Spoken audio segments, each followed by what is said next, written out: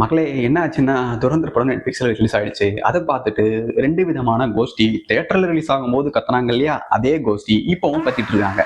இப்ப என்ன கத்துறாங்கன்னா, புதுசா கத்துறாங்க. அப்ப என்ன சொல்லியிருந்தாங்கன்னா, இந்த படத்துல எதுவுமே இல்ல. இந்த படம் எல்லாம் ப்ராபகேண்டா. இதுல உண்மையே கிடையாது. பொய். இதுல இருக்கிறது எல்லாமே இங்க இருக்க மதக்கலவரத்த தூண்டுறதுக்காக உருவாக்கியிருக்காங்கன்னு ஒரு உருட்டு உருட்டுனாங்க இல்லையா? இப்ப என்ன சொல்றாங்கன்னா, படம் ரொம்ப லேகா இருக்கு, போர் அடிக்குது. அதுல பார்க்கறதுக்கான விஷயம் எதுவுமே கிடையாது. இவ்வளவு பெரிய ப்ராபகண்டா மூவியை எப்படிடா 1000 கோடி ஆக்குனீங்கன்னு வேற கதறிட்டு இருக்காங்க. யாரா இவனுங்க எங்கிருந்துடா வந்துக்கிறானுங்க? அந்த 2 கோஷ்டியில ஒரு கோஷ்டி வந்து செகுலரிசம் பேசுற கோஷ்டி. அதாவது இங்க என்ன நடந்தாலும் சரி, சிறுபான்மையினர் முட்டு கொடுக்குறாங்க இல்லையா? அந்த கோஷ்டி. அந்த கோஷ்டிக்கு இந்த படம் சுத்தமா பிடிக்கவே இல்லை. ஏன்னா அந்த கோஷ்டிகள் இருக்கக்கூடிய கட்சி காங்கிரஸோட கூட்டணியில இருந்ததால அந்த காலகட்டத்துல இது மாதிரியான சம்பவங்கள் நடந்ததால இவங்களுக்கு அது பிடிக்கல. அப்படி என்னடா சீமை இல்லாத காரியம் பண்றாங்க. இன்னொரு குரூப் வந்து எக்ஸ்ட்ரீமிஸ்ட் குரூப். அதாவது என்ன நடந்தாலும் சரி, பாகிஸ்தான் வந்து நல்லவங்க, அவங்கள நல்லவங்களா தான் காட்டணும். இந்த மாதிரி உண்மையை காட்டிட்டீங்கன்னா எங்களால ஏத்துக்க முடியாதுன்னு சொல்ற பச்சை சங்கி குரூப். அதுலயும் பாத்தீங்கன்னா சில பேர் இந்த படத்தை ஏத்துக்கிட்டாங்க. இதுல எந்த வித இந்திய இஸ்லாமியரையும் இவங்க குறிப்பிட்டு எந்த வித வேலையையும் பண்ணவே இல்லை.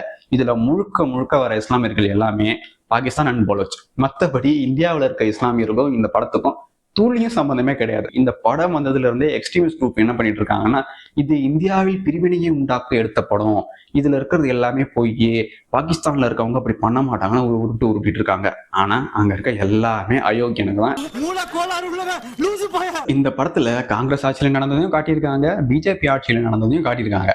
ஆனா இவங்களுக்கு என்ன பிரச்சனைனா, காங்கிரஸ் ஆட்சியில நடந்தது அதிகமா இருக்கிறதால இவங்களுக்கு அந்த பத்தின உண்மையை மக்கள் தெரிஞ்சுக்கிட்டாங்கன்ற காரணத்தாலேயே இந்த படத்தை ப்ராபகேண்டா படம், இதுல இருக்கிறதெல்லாம் உண்மையே இல்லைன்னு செகுலரிசம் பேசக்கூடியவங்க சொல்லிட்டு வராங்க. உண்மையாவே பாத்தீங்கன்னா இந்த படத்துல இருக்க எல்லாமே ரியல், எக்ஸப்ட் அந்த லவ் போர்ஷனை தவிர. மீதி எல்லாமே ரெக்கார்டட் ஹிஸ்டரி. இந்த ரெக்கார்டட் ஹிஸ்டரியும் பார்த்து நம்ம தமிழ்நாட்டில் இருக்க பகுத்தறிவு தற்குறிகள், அதாவது ஈவேரா பேரன்கள்லாம் இருக்காங்க இல்லையா, அவங்க என்ன சொல்றாங்கன்னா இது ப்ராபகேண்டா, இதுல உண்மையே கிடையாதுன்னு சொல்லிட்டு சுத்துறாங்க. இவங்களை பொறுத்த வரைக்கும் எது உண்மைன்னு பாத்தீங்கன்னா, சிறை மாதிரியான குப்பை படம் தான். என்ன ப்ரோ, சிறையெல்லாம் எப்பேற்பட்ட படம், அதை போய் குப்பைன்னு சொல்றீங்கன்னு.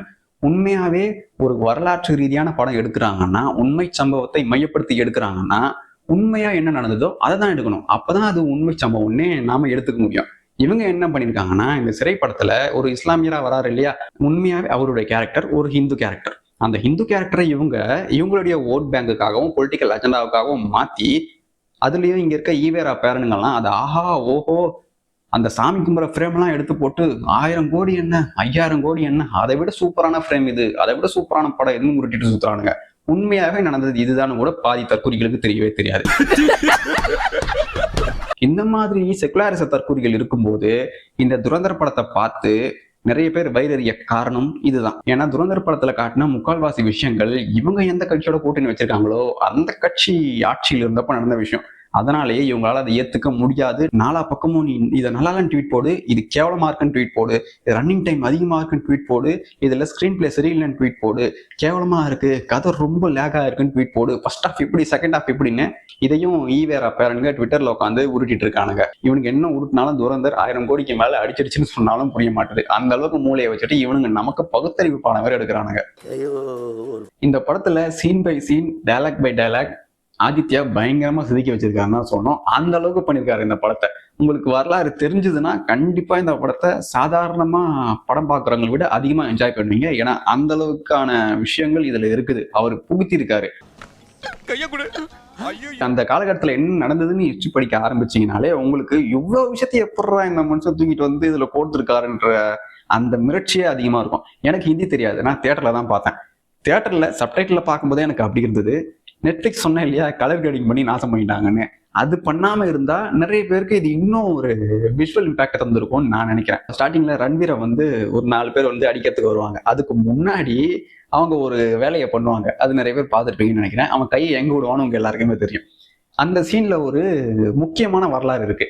2013 இருந்து பாகிஸ்தான்ல தான் அதிகமான கேப்பான கன்சியூம் பண்ற ஆட்கள் இருக்காங்கன்ற ஒரு தகவல் உங்கள எத்தனை பேருக்கு தெரியும்?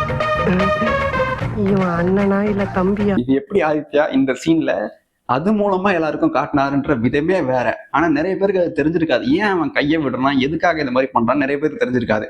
ஆனா உண்மையாவே பாகிஸ்தான்ல தான் 2023 வரைக்கும் 3ஆவது இடத்துல இருந்தாங்க. இப்போ முதல் இடத்துல இருக்காங்க. கே போனம் அதிகமா கன்சியூம் பண்ற ஒரு நாடா பாகிஸ்தான் நாடு முதல் இடத்துல இருக்கு. இந்த விஷயத்துக்காகவே ஆதித்யதாரை நாம பாராட்டியே ஆகணும். என்ன ப்ரோ, இந்த விஷயம் எல்லா நாட்டிலும் நடக்கிறது தானே, இதென்ன பெரிய விஷயம் மாதிரி பேசுறியேன்னு நீங்க கேட்கலாம். ஆனா இதுல ஒரு காரணம் இருக்கு. ஏன்னா பாகிஸ்தானுடைய மேஜர் ரிலீஜன் எதுன்னு கேட்டா அவங்க எல்லாருக்குமே தெரியும், இஸ்லாம். இஸ்லாம்ல ஹோமோ மாதிரியான விஷயங்களுக்கு அனுமதியே கிடையாது. அந்த மாதிரியான வேலைகளை பண்றவங்களை தூக்கி போட்டு மிதிச்சு முடிச்சு விட்டுருவாங்க. அதுதான் அங்க இருக்க வேலையே. இஸ்லாம்ல இதுக்கு துளி அளவும் அனுமதியே கிடையாது. இதுக்கு சிறந்த உதாரணம் சொல்றேன் பாருங்க.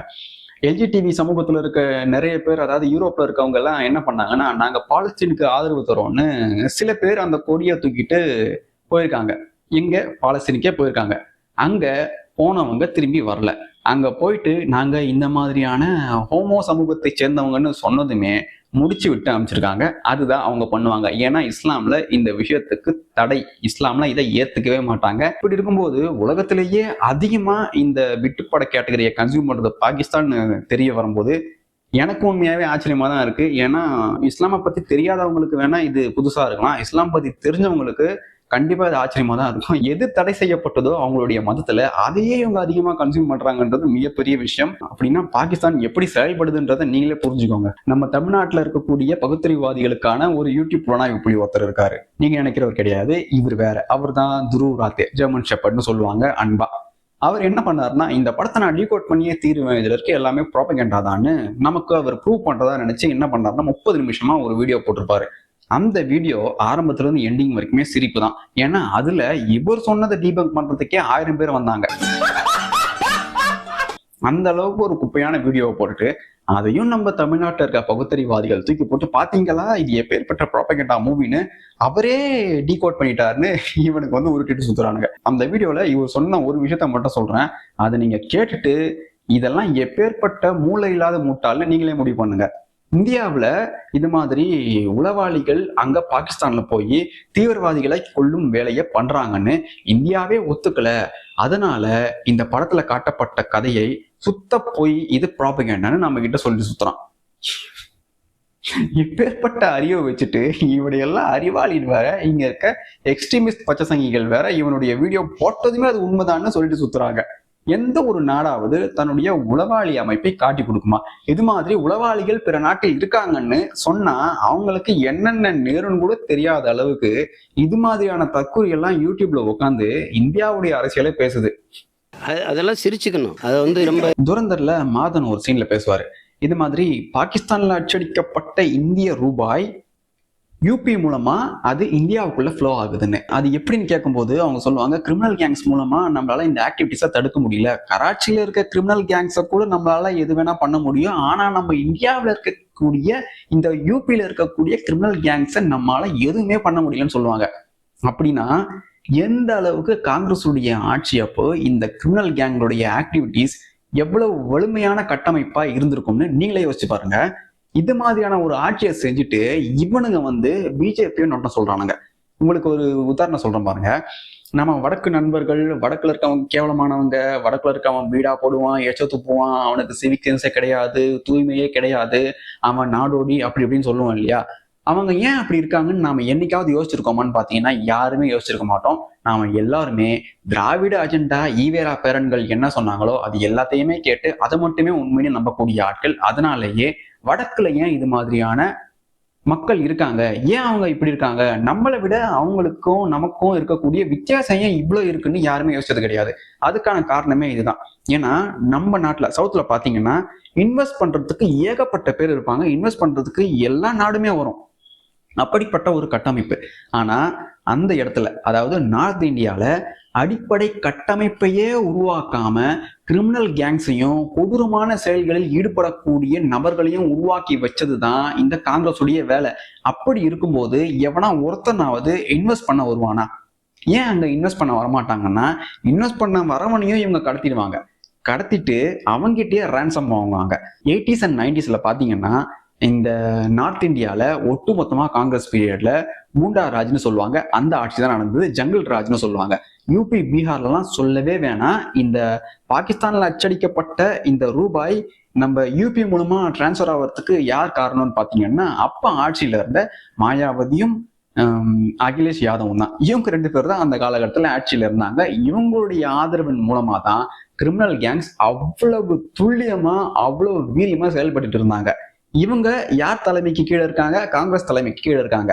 காங்கிரஸ் நடவடிக்கை எடுத்திருந்தா முடிச்சிருக்கலாம், ஆனா அவங்க அதை பண்ணவே இல்லை. முழுக்க முழுக்க நார்த் இந்தியாவை நாசப்படுத்தினதே காங்கிரஸ் தான். ஏன்னா அடிப்படை கட்டமைப்பையே இவங்க அந்த மக்களுக்கு ஏற்படுத்தி தரல. அடிப்படை கட்டமைப்பே இல்லாத ஒரு மக்கள் கூட்டம் இந்த மாதிரி சவுத்துல இப்பேற்பட்ட ஒரு கட்டமைப்பை பார்க்கும்போது அவங்க என்ன நினைப்பாங்க? அவங்களுக்கு உண்மையாவே பாத்தீங்கன்னா ஒரு பொறாமை உண்டாகத்தான் செய்யும்.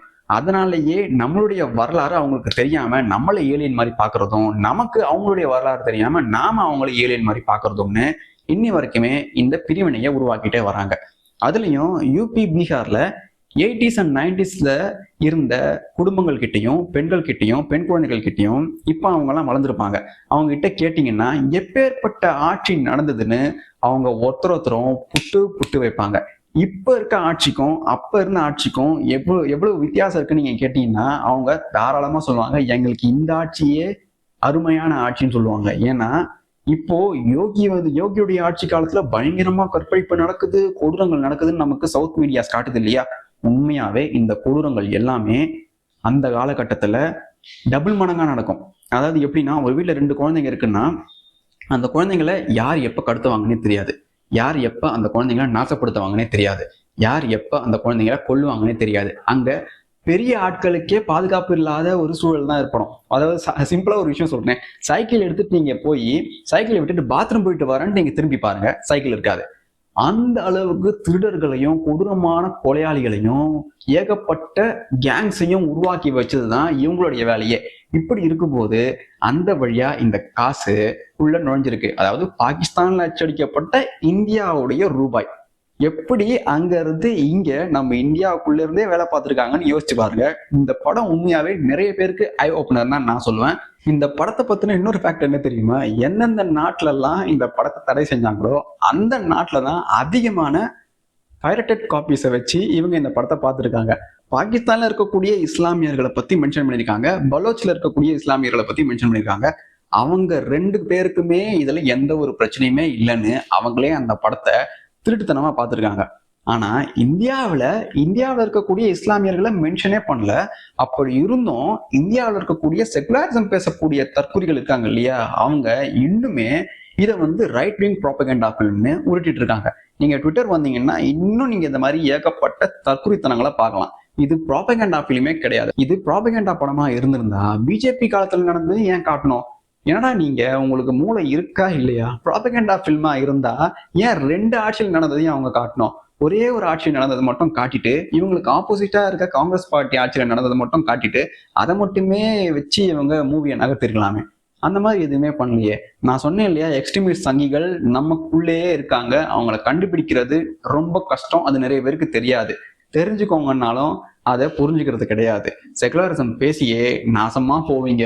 அதனால செகுலரிசம் பேசாதீங்க, உங்களுக்கு எது தேவையோ அதை மட்டும் பேசுங்கன்னு இந்த படம் காட்டியிருக்கு. இந்த படத்தின் மூலமாவும் நீங்க உணரலைன்னா உங்களை காப்பாத்த இன்னொரு துரந்தர் இல்ல, துரந்தர் 10 பார்ட் எடுத்தா கூட முடியவே முடியாது. That's all, folks.